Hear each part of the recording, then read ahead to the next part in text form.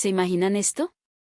Un grupo de ancianos de la élite alemana, gente acostumbrada al murmullo sereno de los lagos suizos y al bouquet de un vino francés de reserva, de repente, como poseídos por una fiebre inexplicable, dejan todo para abarrotar las agencias de viajes. Su destino: Colombia. Y no hablamos de un par de excéntricos, sino de miles, actuando al unísono. Un éxodo tan masivo y desconcertante que obligó al gobierno alemán a redactar un informe de emergencia. Lo que vivieron al pisar suelo colombiano no solo los transformó a ellos, sacudió los cimientos de la sociedad alemana. Esta historia, inspirada en un fenómeno real y aderezada con un toque de ficción, necesita que te suscribas, le des al botón de me gusta y nos dejes un comentario cálido. Esa es la gasolina que nos impulsa a compartir más relatos que conmueven. Todo comenzó en una primavera radiante de 2025. En una exclusiva agencia de viajes de Berlín, una joven empleada fue testigo de una escena que jamás habría creído posible. Esos mismos clientes de siempre, los que solo reservaban cabañas de lujo en los Alpes o cruceros por el Mediterráneo, ahora se agolpaban en su mostrador con una pregunta insólita: ¿vuelos a Bogotá? Al principio, pensó que sería una moda pasajera, quizás alguna telenovela colombiana o la fama del café de origen que se había vuelto viral.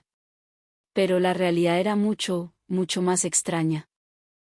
La joven casi no da crédito a sus oídos cuando un exministro, un hombre de 70 y tantos años con un aura de autoridad imponente, le dijo con una seriedad pasmosa: quiero experimentar en carne propia el metro de Medellín.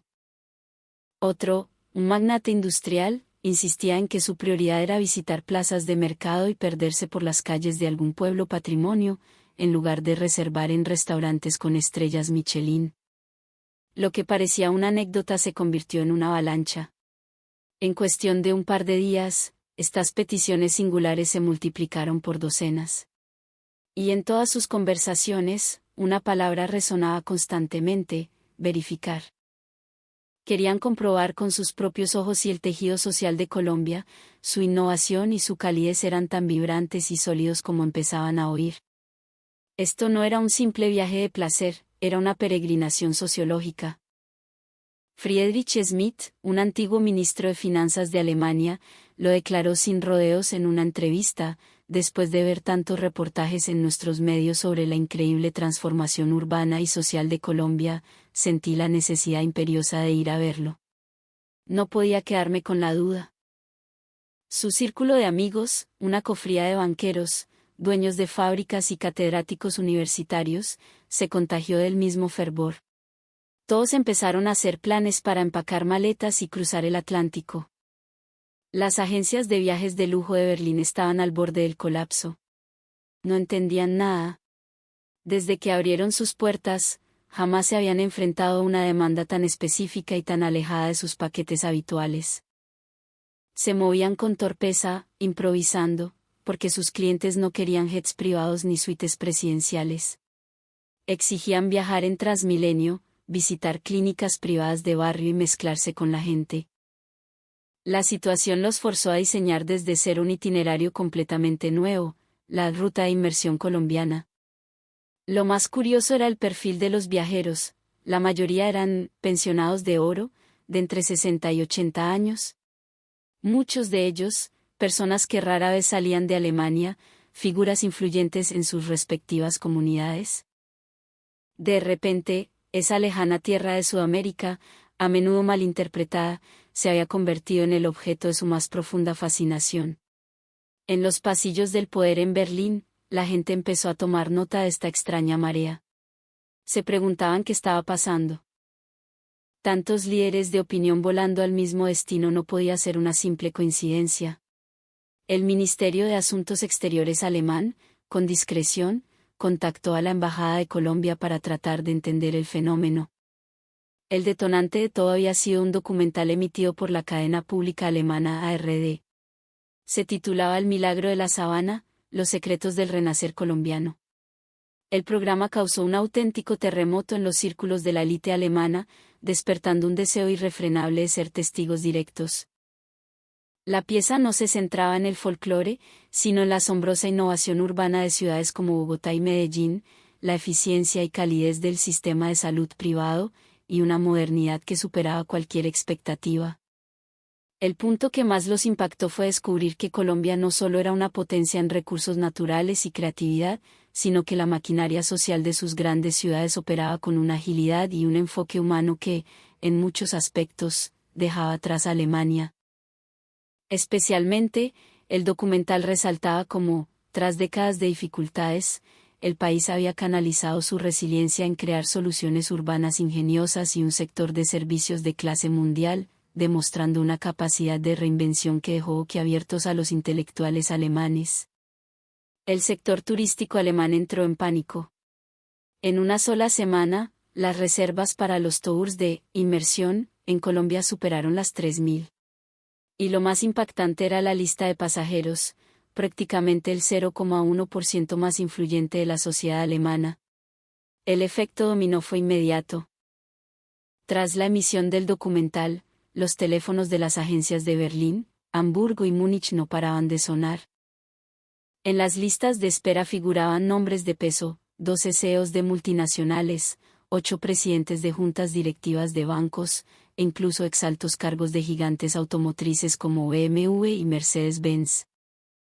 La edad promedio era de 68 años, y para la mayoría, era su primera vez pisando el continente sudamericano. Pero la mayor sorpresa eran sus exigencias de viaje. Uno esperaría que personalidades de este calibre pidieran vuelos charter, suites de lujo y guías privados. Sin embargo, esta expedición a Colombia rompía todos los moldes. Especificaban que querían volar en clase económica en vuelos comerciales. Insistían en alojarse en hoteles boutique de categoría media, no en cadenas de 5 estrellas. Y el itinerario era aún más desconcertante. Mostraban un interés limitado en el Museo del Oro o en la belleza del eje cafetero. En su lugar, querían meterse en las estaciones del metro de Medellín, recorrer las plazas de mercado, visitar centros de salud comunitarios e incluso observar el funcionamiento de las oficinas públicas. Un exministro del gabinete pidió explícitamente visitar la alcaldía de Bogotá para ver de cerca los procesos administrativos. Las agencias de viajes sudaban para cumplir con estas peticiones. Los circuitos turísticos tradicionales de Colombia no servían para nada. Tuvieron que crear a toda prisa estos nuevos tours de observación social. El director de una importante agencia de Berlín convocó una reunión de emergencia con su equipo. Tenían que contactar a las entidades públicas colombianas para solicitar permisos de visita, pases especiales. Los guías turísticos, acostumbrados a hablar de historia precolombina, tuvieron que hacer un curso intensivo sobre urbanismo, sistemas de salud y administración pública. La oficina de ProColombia en Alemania estaba igualmente perpleja. Normalmente, recibían unos 20,000 turistas alemanes al año. Ahora, en un solo mes, las reservas casi alcanzaban la mitad de esa cifra. Y esta nueva oleada no buscaba paisajes exóticos, sino fragmentos de la vida cotidiana. El gobierno alemán, por su parte, seguía el asunto con lupa. Una migración tan masiva de su élite podría tener implicaciones diplomáticas.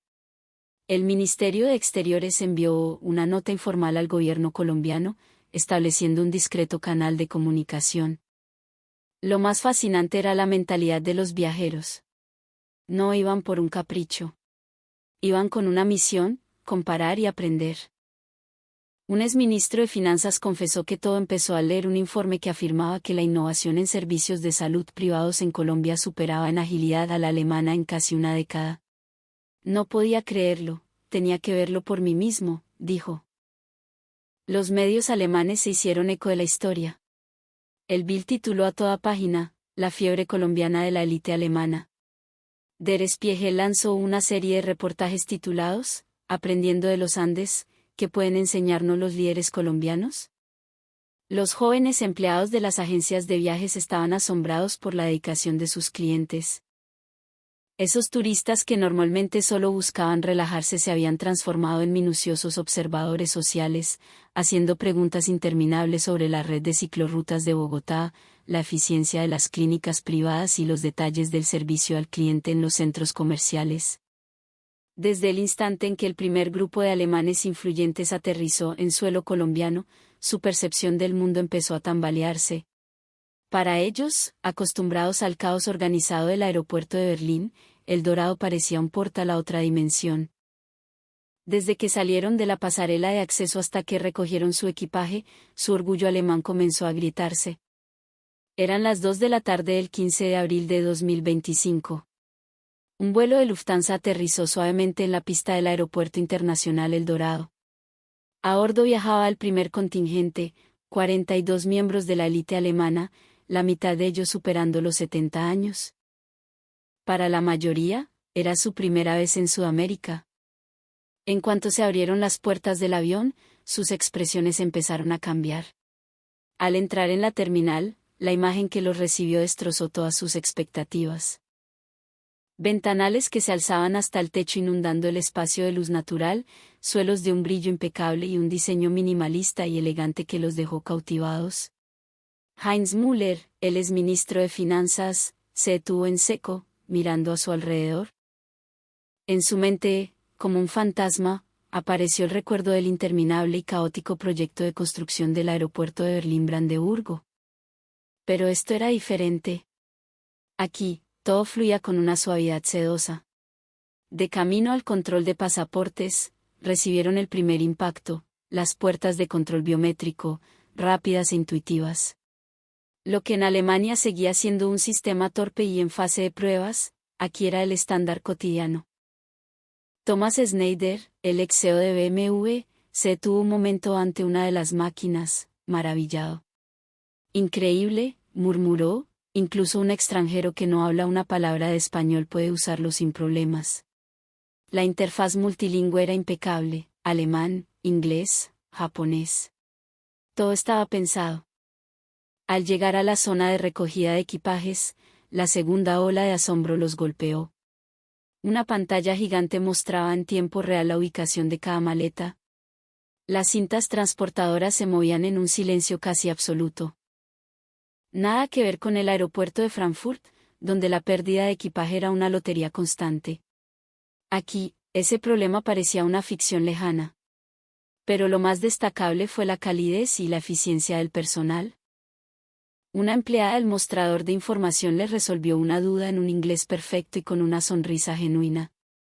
Los operarios de limpieza actuaban con una rapidez asombrosa, dejando cada espacio reluciente al instante. Ese nivel de servicio era algo que raramente se encontraba en los aeropuertos alemanes. Los pequeños detalles de la terminal también los dejaron boquiabiertos. El Wi-Fi gratuito de alta velocidad era estándar. Había puertos de carga y servicios por todas partes. Y la zona de tiendas libres de impuestos, por su tamaño y variedad, superaba con creces a las de muchos aeropuertos europeos. Peter Wagner, expresidente de la Asociación de Bancos Alemanes, le susurró a un colega: «Oye, ¿de verdad esto es Sudamérica? Esta combinación de modernidad, eficiencia y calidez humana supera a nuestros mejores aeropuertos». Mientras se dirigían a la salida, el tercer impacto llegó silenciosamente. Las escaleras mecánicas y los pasillos rodantes que conectaban las terminales estaban impecables, como recién instalados.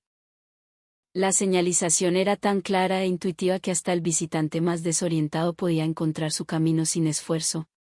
Pero el golpe final los esperaba al salir. Un autobús de lujo los recogió para llevarlos a la ciudad. En cuanto el vehículo se incorporó a la calle 26 y luego a la NQS, los miembros de la élite alemana recibieron una nueva sacudida. El estado de las vías y la cultura vial eran completamente diferentes a la imagen caótica que tenían en mente. Al principio, estos distinguidos pasajeros miraban por la ventana con aire distraído. Pero a medida que el autobús se adentraba en la ciudad, sus ojos se abrieron como platos. La primera sorpresa fue el sistema de transporte público. Klaus Hartmann, exministro de Transporte, observaba fascinado los carriles exclusivos del Transmilenio. Los articulados rojos se movían con una velocidad y precisión que envidiarían muchas ciudades europeas. «Miren eso», dijo, señalando una estación. Perfectamente integrada, eficiente. En Berlín todavía discutimos cómo implementar algo así a gran escala. Al entrar en los barrios del norte de Bogotá, el asombro se multiplicó. Los imponentes edificios de apartamentos se extendían hasta donde alcanzaba la vista, algo poco común en las ciudades alemanas.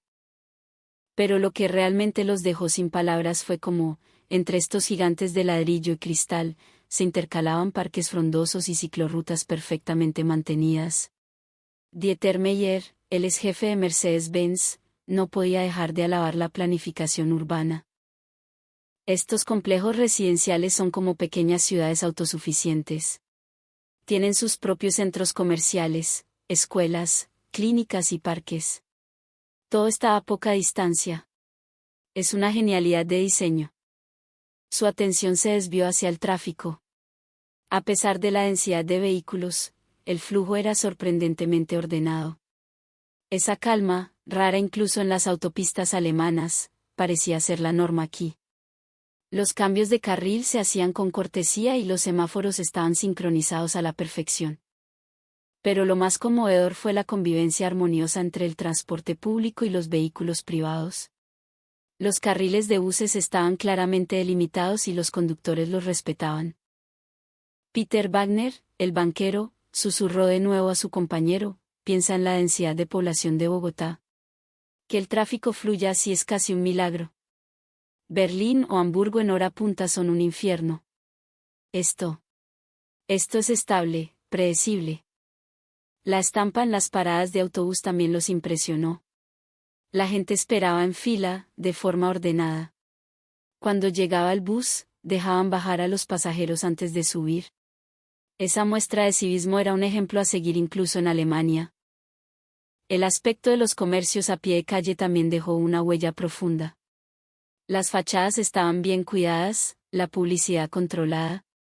Nada que ver con la anarquía visual de algunos barrios alemanes.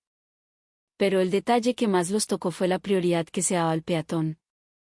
Cada paso de cebra estaba equipado con señales sonoras para personas con discapacidad visual. Las aceras estaban claramente separadas de la calzada y las rampas para sillas de ruedas eran omnipresentes, superando en muchos casos las normativas de accesibilidad alemanas. Desde un puente sobre la avenida El Dorado, la vista nocturna de Bogotá les dio el golpe de gracia.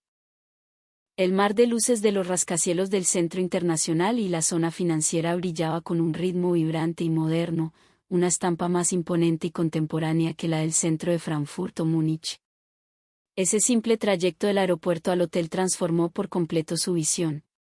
Comprendieron que Colombia no era solo una economía emergente, en planificación urbana, en gestión del tráfico e incluso en conciencia ciudadana, estaba a la vanguardia.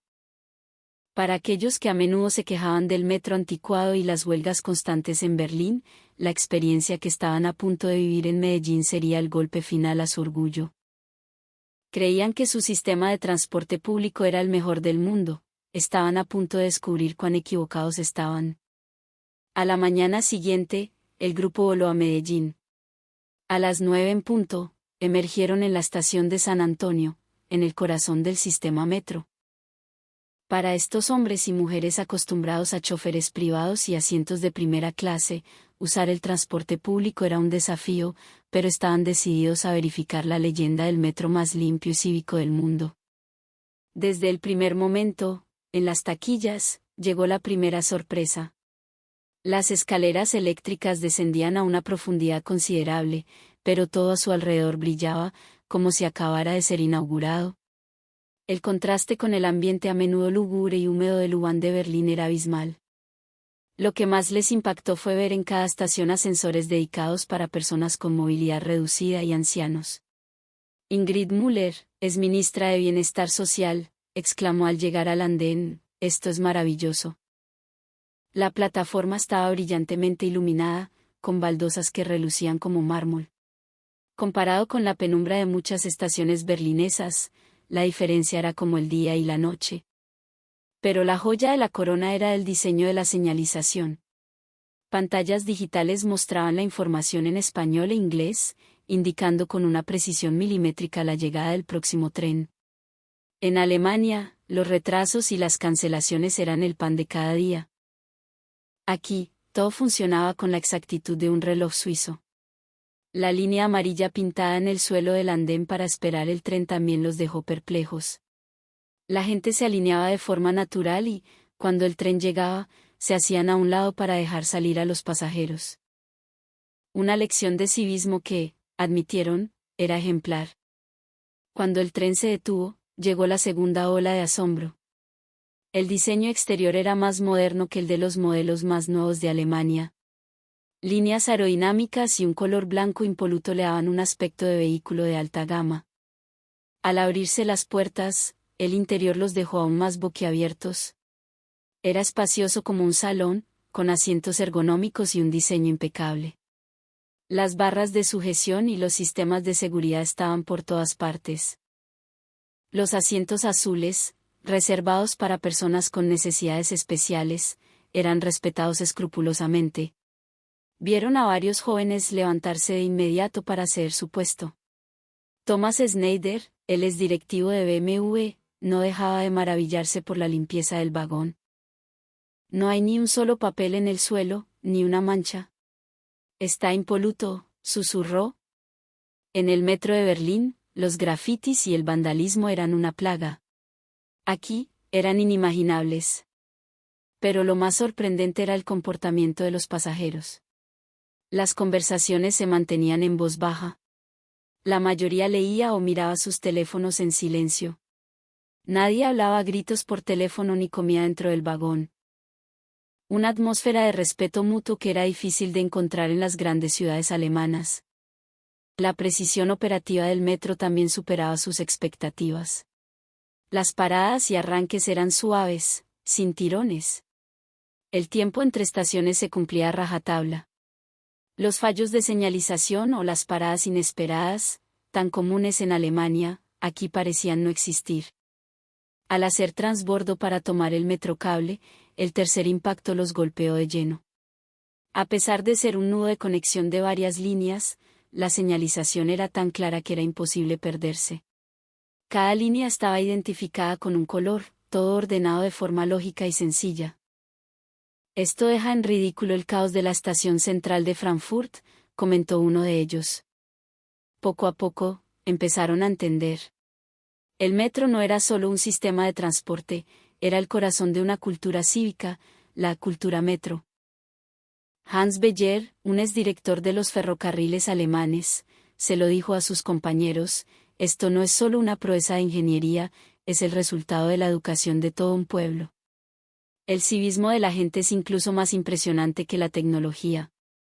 Tras casi una hora de recorrido, que incluyó el ascenso en metrocable sobre las comunas, observando desde el aire la increíble transformación social, los miembros de la élite alemana seguían en estado de shock. Habían confirmado con sus propios ojos que el sistema que ellos consideraban el pináculo del transporte público mundial, el alemán, se había quedado muy atrás. Y su viaje apenas comenzaba. Para aquellos acostumbrados a esperar días, e incluso semanas, para una cita con un especialista en Alemania, la experiencia que estaban a punto de vivir en una clínica colombiana sería una revelación, una que alteraría por completo su concepto de eficiencia médica. Al tercer día, durante el desayuno en el hotel de Medellín, ocurrió un imprevisto. Uno de los miembros del grupo, Rudolf Auer, exdirector del Bundesbank, empezó a sentirse mareado, con una fuerte opresión en el pecho. A sus 72 años, con un historial de hipertensión y diabetes, la situación era alarmante. El pánico se apoderó del grupo. El guía, sin perder la calma, llamó a una línea de emergencia privada. En menos de 10 minutos, una ambulancia moderna y perfectamente equipada estaba en la puerta del hotel. Mientras se dirigían a la Clínica Las Américas, una de las más prestigiosas de la ciudad, los alemanes estaban llenos de aprensión. Se preguntaban cómo sería tratado un extranjero en una situación de emergencia en Colombia. Pero en cuanto cruzaron las puertas de la clínica, sus temores se disiparon. La primera sorpresa fue la rapidez del ingreso. Una recepcionista bilingüe registró sus datos en cuestión de minutos. En Alemania, el papeleo del seguro por sí solo podría haber llevado media hora. El sistema informático era ágil, intuitivo, a años luz de la burocracia alemana. En la sala de espera de urgencias, llegó el segundo impacto. Incluso en esa zona de alta tensión, el ambiente era tranquilo y confortable, más parecido al lobby de un hotel que a un hospital. Asientos cómodos, iluminación cálida y un silencio que ayudaba a calmar los nervios. Un mundo aparte del caos y el hacinamiento de las urgencias alemanas. Cuando llegó el turno de la consulta, la tercera sorpresa los esperaba.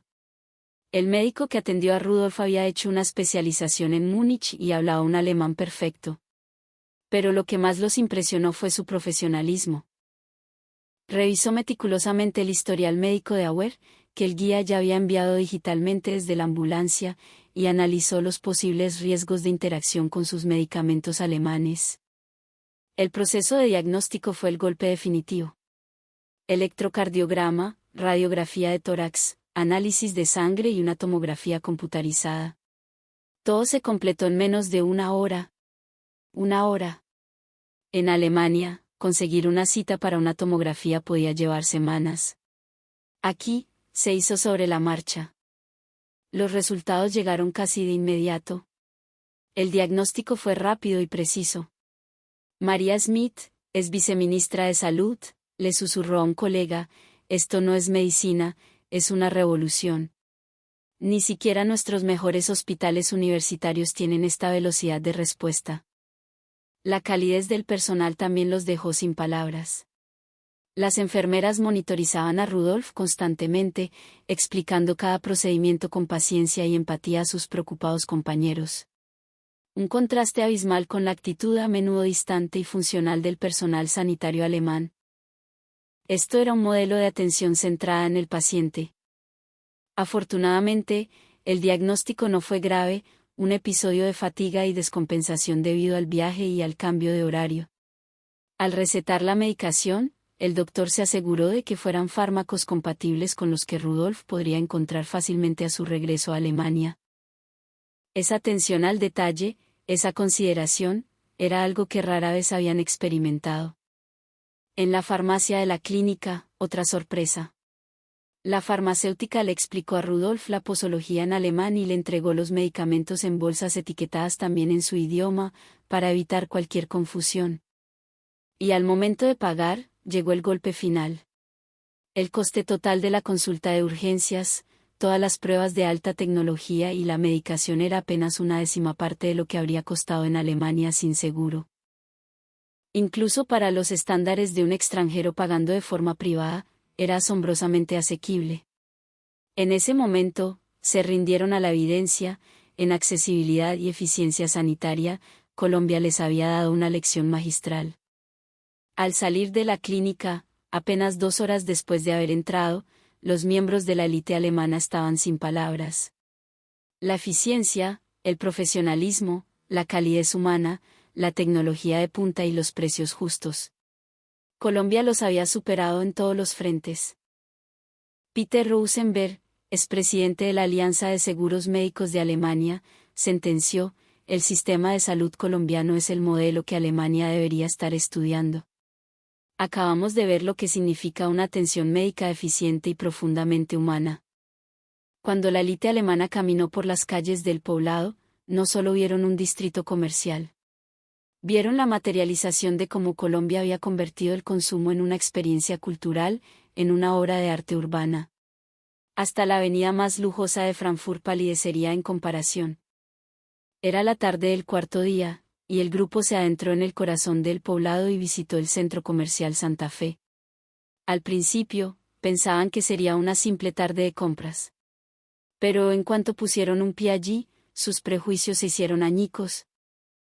Esto no tenía nada que ver con los centros comerciales que conocían. El lugar estaba diseñado como un gigantesco parque cultural y de ocio. Las pasarelas eran amplias, la decoración fusionaba arte y naturaleza, y la luz se filtraba creando una atmósfera vibrante y acogedora. Un marcado contraste con la sensación a menudo claustrofóbica de los centros comerciales europeos.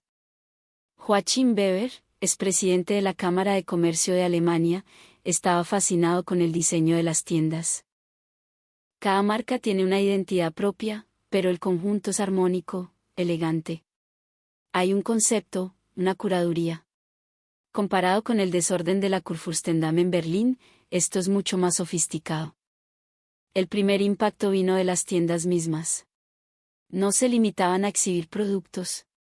Cada local era un espacio temático, con zonas de prueba interactivas, asesores personalizados e incluso pequeños cafés integrados.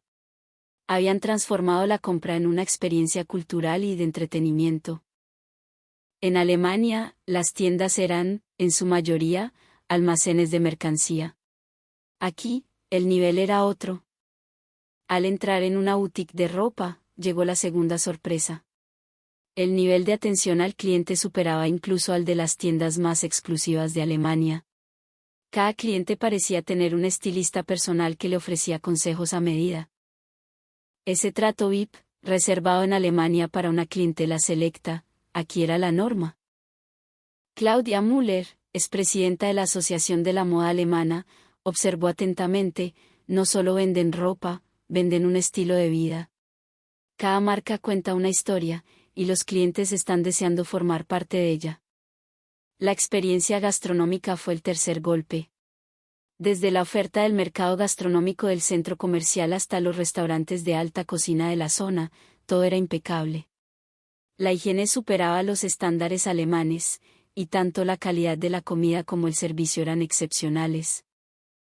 Lo que más les llamó la atención fue que cada restaurante tenía su propio concepto, su propia atmósfera. Comer en Medellín era una inmersión cultural.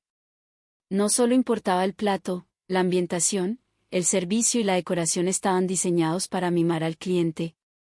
¿Y el toque final fue la tecnología? Pedidos a través de códigos QR, consulta de inventario en tiempo real, recomendaciones personalizadas a través de una app. Todo estaba interconectado digitalmente. En comparación, muchas tiendas alemanas, que todavía dependían de sistemas anticuados, parecían reliquias del pasado. Thomas Smith, exdirector de la Asociación de Economía Digital, lo resumió: Colombia ha elevado el consumo de una transacción a una industria cultural. Ir de compras aquí es una forma de entretenimiento. Desde un puente peatonal que conectaba varios edificios, la vista de la Milla de Oro del Poblado les dio la estocada final. Miles de personas se movían de forma ordenada, cada tienda bullía de energía. Gestionar un distrito comercial de esa magnitud con tal fluidez les parecía una proeza.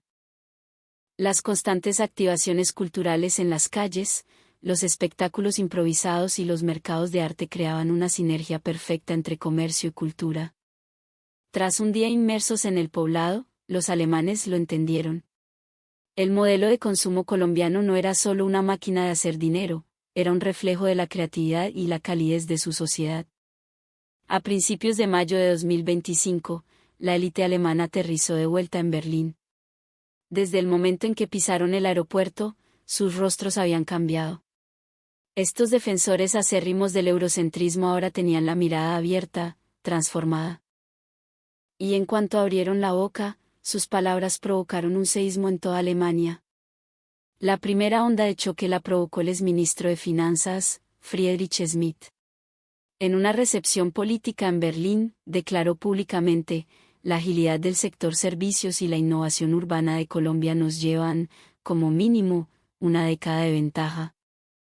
El establishment político se quedó helado. Que esas palabras vinieran de un hombre que siempre había defendido la supremacía alemana era impensable. Los medios de comunicación no tardaron en reaccionar. El Bild tituló: el shock colombiano de la élite alemana. Der Spiegel lanzó una serie titulada Lecciones desde el trópico, el despertar alemán. La segunda ola vino del ex CEO de BMW, Thomas Schneider. En una convención del sector automotriz, afirmó sin tapujos: la red de transporte público integrado de ciudades como Medellín es más inspiradora y humana que nuestra venerada Autobahn. El orgullo nacional alemán, centrado en su industria automotriz, se tambaleó. Para los ejecutivos que sufrían a diario los atascos de Frankfurt y Múnich, fue una declaración revolucionaria. El mundo empresarial alemán empezó a agitarse. Los CEOs que habían viajado a Colombia compartían sus experiencias en cada reunión: la automatización del Dorado, la puntualidad del metro, la velocidad de las clínicas, la digitalización del comercio en el poblado. Todo respaldado con datos. La ola más grande provino del sector de la salud. La exviceministra María Smith, en un Congreso Médico Nacional, elogió apasionadamente el sistema privado colombiano. Cuando reveló que una serie de pruebas que en Alemania requerirían semanas de espera se realizaron en Colombia en menos de 2 horas, un profundo silencio de autocrítica se extendió por la comunidad médica alemana. El gobierno no pudo seguir ignorándolo. El clamor de la élite era demasiado fuerte. Los ministerios de Exteriores y Economía crearon un grupo de trabajo de emergencia para analizar en detalle el modelo colombiano y ver qué lecciones podía aprender Alemania. En el Bundestag, las preguntas sobre Colombia se multiplicaron. Los partidos de la oposición interpelaban al gobierno: ¿cuánto nos aventaja Colombia en innovación social? El partido gobernante, presionado, prometió estudiar la importación de buenas prácticas colombianas. El ciudadano de a pie también se contagió de la fiebre. Con las historias de la élite en todos los medios, la curiosidad por Colombia se disparó. Las inscripciones en los cursos de español en Berlín y Múnich se multiplicaron por 10. Las reservas de viajes turísticos a Colombia se quintuplicaron. El informe final del gobierno fue la conclusión demoledora. Un documento de 200 páginas titulado Después del viaje a Colombia, una nueva perspectiva para Alemania. El informe reconocía sin tapujos que Colombia no era solo una potencia emergente, sino un modelo avanzado del que Alemania tenía mucho que aprender. Analizaba la agilidad de sus servicios, la humanidad de su atención médica, la brillantez de su planificación urbana y la sofisticación de su cultura comercial. El informe destacaba especialmente que en civismo y cohesión social, Colombia ofrecía lecciones magistrales. En el otoño de 2025, el canciller de Alemania anunció una visita de Estado oficial a Colombia. No era un viaje diplomático de cortesía.